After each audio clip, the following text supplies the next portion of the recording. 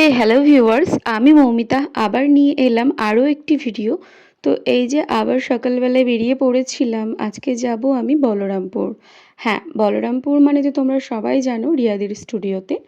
আজ ছিল রিয়াদির student work, তো সেখানেই যাব। যার জন্য আমি বেরিয়ে পড়েছি। এই যে এখানে টোটো ধরবো, তো টোটোতে এই যে উঠে পড়লাম। আর এখানকার রাস্তা এখন এত বাজে, কবে যে ঠিক করবে কে জানে। তো এই যে আমিও ঢুকেছি, স্নেহাও ঢুকে পড়েছে পঞ্চননতলার মোড়ে। দেন আমরা চলে এলাম বলরামপুর। এই যে স্টেশন, রেলগেট পড়েছে, আমরা ওয়েট করছিলাম। দেন ট্রেন চলে যাওয়ার পরে এই যে হেঁটে হেঁটে আসছিলাম আমরা রিয়াদির বাড়িতে যাওয়ার জন্য। এই যে নাচুনি নাচ করছিল, তো দেখতেই পাচ্ছ মেঘের অবস্থা, মানে আমরা যাচ্ছিলাম আর ভাবছিলাম কী যে হবে। তো আমরা ঢুকে ঢুকেই দেখি এখানে সবাই ড্রেস জুয়েলারি নিয়ে ব্যস্ত, কে কোনটা নেবে ঠিক করছে। আর এই যে রাধিকা ভেল করছে। তো আমরা কি করব, এসেই আমরা অবাক, দেখি কারেন্ট নেই। মানে কখন আসবে কোনো ঠিক নেই, সবার মুড অফ। আর এই যে দেখতে পেলে আঁখিকে, আঁখির সাথে আমার অনেক দিন পর দেখা, অনেক দিন পরও শ্যুট করতে এলো। তো এই যে কি করব, কারেন্ট নেই, আমরা বাইরে ঘুরে ঘুরে বেরোচ্ছিলাম, আমি, মেঘা, আঁখি, স্নেহা সবাই। তো এই যে নাচুনি আবার নাচ করছে, মানে ও নাচতে এত ভালোবাসে কি বলবো। তো এই যে এখানে রিয়াদি আরও সব যারা মেকআপ আর্টিস্ট ছিল সবাই বাইরে। যে রাধিকা তো কান্নাই করে দেবে, মানে কখন শুরু হবে আর কখনও বাড়ি যাবে, এটা তো বলারই কথা। মানে 11টা বেজে যাচ্ছে, 12টা বেজে যাচ্ছে, কারেন্ট আসছে না। সেই কারেন্ট এলো 12:30টায়। এই যে মেঘা এখানে ওর ওয়েট মাপার চেষ্টা করছিল, মানে এত ভ্যালিও বুঝতেই পারিনি আমি ওর ভিডিও করছি, তারপরে মুখ লুকাচ্ছে।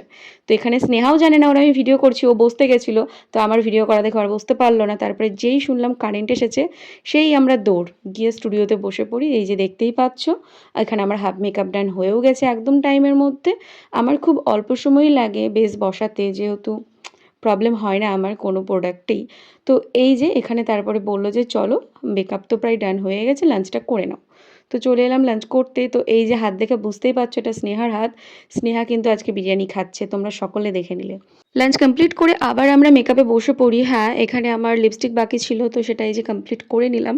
দেন এরপরে হবে কলকা। কলকাটা খুবই হালকা, একদম ডট কলকা করবে, তো সেই কারণে ওটাও তাড়াতাড়ি হয়ে যাবে। তো এই যে এটা ছিল আমার 70% লুক ডান, তো সেটাই তোমাদের সাথে শেয়ার করে দিলাম। তো এরপরে এই যে এখানে কলকাও কমপ্লিট। এবার আমার মেকআপ আর্টিস্ট যাবে আমার হেয়ারে। তো আমার মোয়া কিন্তু খুব তাড়াতাড়ি কাজ করছিল, মানে 12:30টার সময় বসেও ও কিন্তু খুব তাড়াতাড়ি কাজ করেছিল। তো এই যে এটা হচ্ছে আজকের আমার ফাইনাল লুক।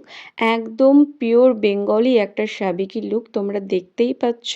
তো আমার কিন্তু এই মেরুন কালারটা খুবই পছন্দের একটি কালার, তো সেই কালারটাই পেয়েছিলাম আমি আজকে। মানে আমি কি বলবো, আমার নিজেরই খুব ভালো লাগছিল।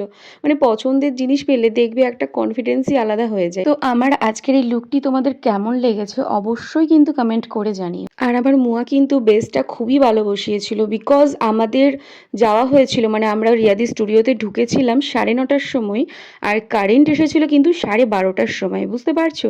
তারপরেও যে এসে কারেন্ট যায়নি সেটা কিন্তু একদমই নয়, তার মাঝেও দুবার কারেন্ট গেছিলো আর অনেকটা গ্যাপ ছিল। মানে আমাদের ঘাম বেরোচ্ছিল সবার ঠিকই, কিন্তু কারেন্ট আসার পরে কিন্তু আবার বেসটা ঠিকঠাক হয়ে গেছিলো। মানে কারো যে মেকআপ গলে পড়েছে বা কিছু হয়েছে এইরকম প্রবলেম কিন্তু কারোর হয়নি, মানে সবাই এতটা ভালো মেকআপ বসিয়েছিল।